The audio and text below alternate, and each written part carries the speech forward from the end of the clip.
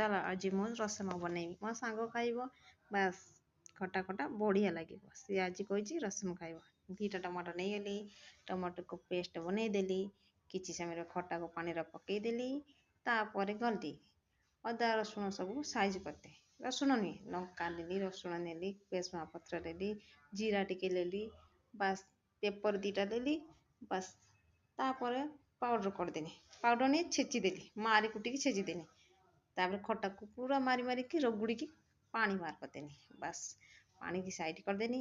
କିଛି ସମୟ ପରେ ଧଣିଆକୁ କାଟିଦେଲି, କାଟି ଦେଇକି ଟମାଟୋ ସହିତ ପାଣି ମିଶାଇକି ସବୁ ଗୋଳେଇ ଗାଳି ଫେଣ୍ଟି ଫାଣ୍ଟିକି ତାପରେ କିଛି ସମୟ ପରେ ହଳଦୀ ପକାଇଗଲି। ହଳଦୀ ପକାଇ ସାରିଲା ପରେ କଢ଼େଇ ବସେଇନି, ବାସ୍ ତେଲ ପକାଇଲି, ସୋରିଷ ପକାଇଲି, ସୋରିଷ ଫୁଟିଲା, ଲଙ୍କା ପକାଇଲି, ଲଙ୍କାର ପୁରା ବାସ୍ନା ଆସିଲା। କିଛି ସମୟ ପରେ ଭେସୁଙ୍ଗା ପତ୍ର ପକାଇଲି, ଭେସୁଙ୍ଗା ପତ୍ର ହେଇସାରିଲା ପରେ କୁଟିଥିବା ଜିନିଷ ସବୁ ବାଡ଼େଇ ପୁଟେଇ ରଖିଥିଲି ମସଲା, ତାକୁ ସବୁ ଦେଖ କେମିତି ସେ କୁଟିଛି।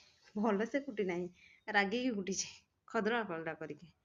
କିଛି ସମୟ ପରେ ତାକୁ ବି ପକାଇଦେଲି।